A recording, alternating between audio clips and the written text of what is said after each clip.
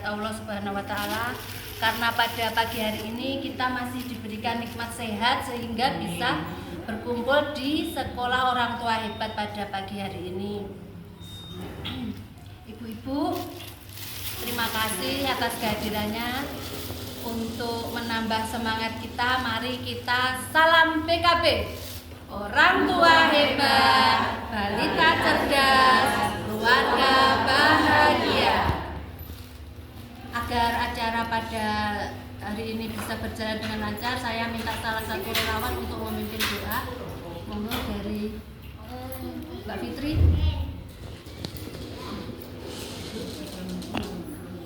Waalaikumsalam. Mari kita berdoa sesuai agama dan kepercayaan masing-masing. Berdoa mulai.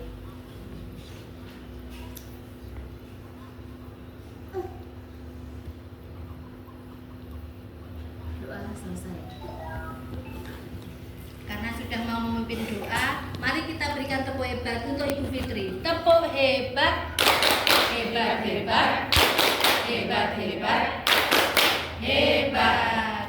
Ibu-ibu masih ingat ya di pertemuan kemarin kita membahas nopo? Siapa yang masih ingat? Kemarin Bu Niken. Siapa yang masih ingat? Menjaga kesehatan anak masa didik. Ya. Apa saja Bu kemarin yang disampaikan untuk menjaga kesehatan anak? Dari apa kemarin masih ingat? Menjaga kebiasaan hidup sehat, menjaga pola makan, mencegah penyakit dengan imunisasi, memberikan vitamin. Ya. Tugas rumahnya sudah dilaksanakan terkait dengan itu tadi, kan sudah apa? Berolahraga. Sudah diajar olahraga pasangan dan buah hatinya.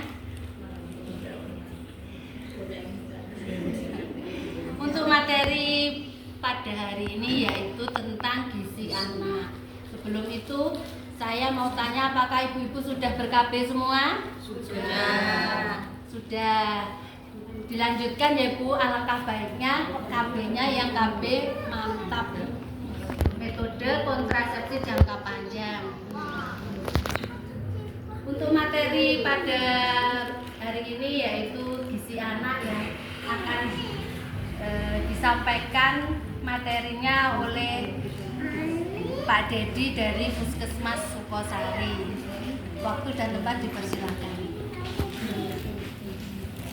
Selamat pagi, Assalamualaikum warahmatullahi wabarakatuh. Waalaikumsalam warahmatullahi wabarakatuh.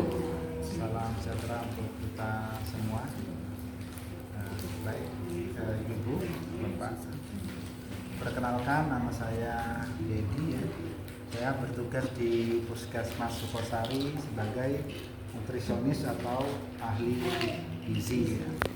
Dan pada pagi hari ini saya diberikan tugas untuk penyuluhan di sekolah orang tua hebat ini ya, dengan materi pemenuhan gizi anak usia dini atau istilahnya gimana sih mengatur gizinya. Sebelum saya ke arah pemenuhan gizi, mungkin sekilas dulu ya terkait orang tua hebat ini, karena memang gizi itu sebenarnya bukan hanya ilmu ya, tapi di situ ada art atau seni. Ada istilah nutrition is science and art, ilmu dan seni. Setuju nih ya, karena bukan hanya ilmuwan, ada seni di situ. Contohnya mungkin kalau minum teh biasa, kalau kita tambahin sedikit mungkin jeruk nipis atau jeruk lemon, itu kan terlihat lebih artistik. Atau mungkin begitu kita sajikan makanan saja asal-asalan sampai kita bentuk yang menarik untuk anak, berbeda. Jadi itu di awal saya bawah asalnya. muslim ya?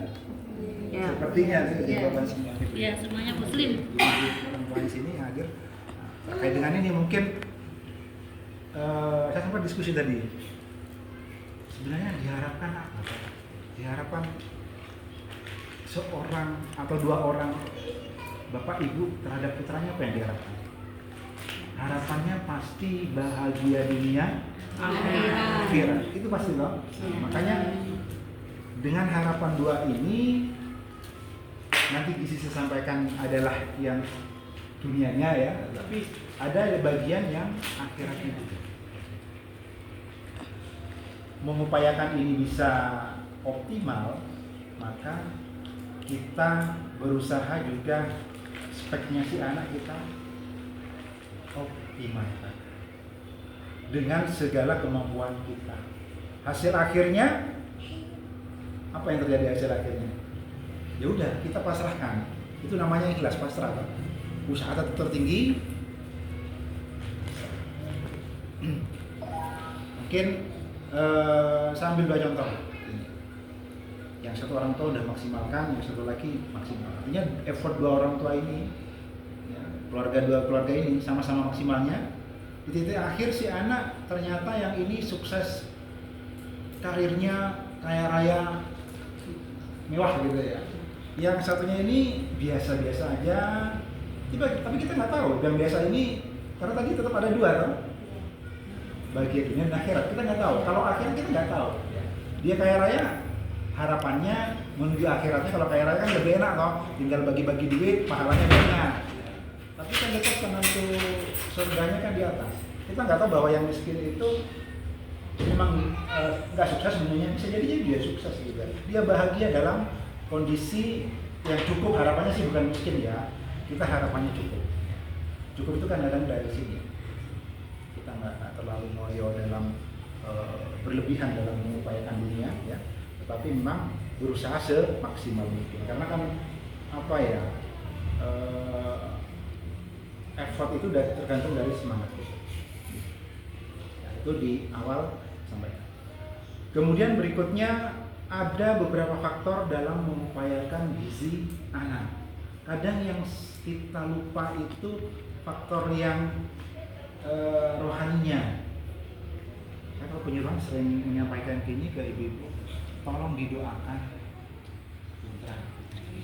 Kalau meminta gizinya bagus, sehat cerdas, ya dimintakan. Dimintakan khususon gitu ya.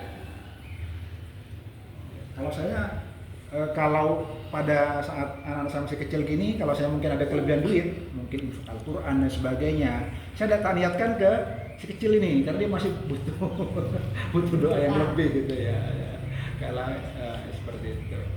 Jadi memang kita upayakan seoptimal. Ini kata kuncinya udah dapat nih ya. Doanya tetap maksimalkan. Satu lagi untuk doa terkait dengan di atas, satu lagi doa di saat ini lebih ke arah ilmu ini ya. Ada ilmu sebenarnya yang dikembangkan di Eropa, termasuk ilmu yang lama di kedokteran, namanya hipnoterapi ya, hipnoterapi. Dalam arti sebenarnya kalau di dalam Islam itu namanya doa, hampir sama semuanya ya. Cuma kita mengupayakan ini jangan sampai kebablasan. Beberapa mereka yang main hipnoterapi itu melupakan Tuhannya. Nah ini nggak benar. Artinya hipnoterapi yang benar adalah minta sama yang di atas. Pada saat mungkin si kecil ini lagi mau tidur, yang kita doakan sehat ya dia, pintar, cerdas, soleha. Jadi didoakan sebagainya. Nggak apa-apa ya tepuk tangannya, ya. Itu bagian dari doa kita juga. Untuk yang ini mungkin saya cukupkan di situ. Berikutnya saya akan bahas mengenai gizinya ini, sesuai dengan ilmuwan saya.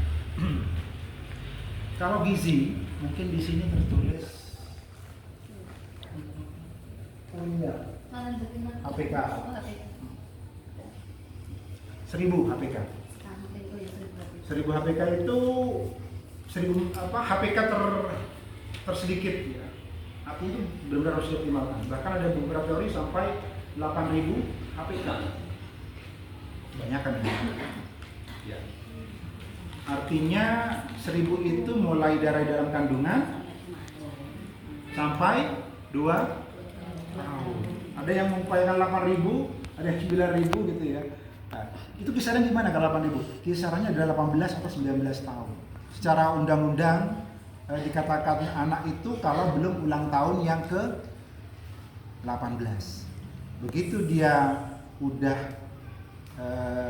ulang tahun yang ke 18, maka masuk dewasa.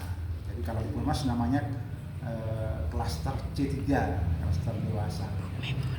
Undang-undang hukum dan sebagainya dia masuk berlaku dewasa. Tapi sebelum 18 tahun dia masih kategori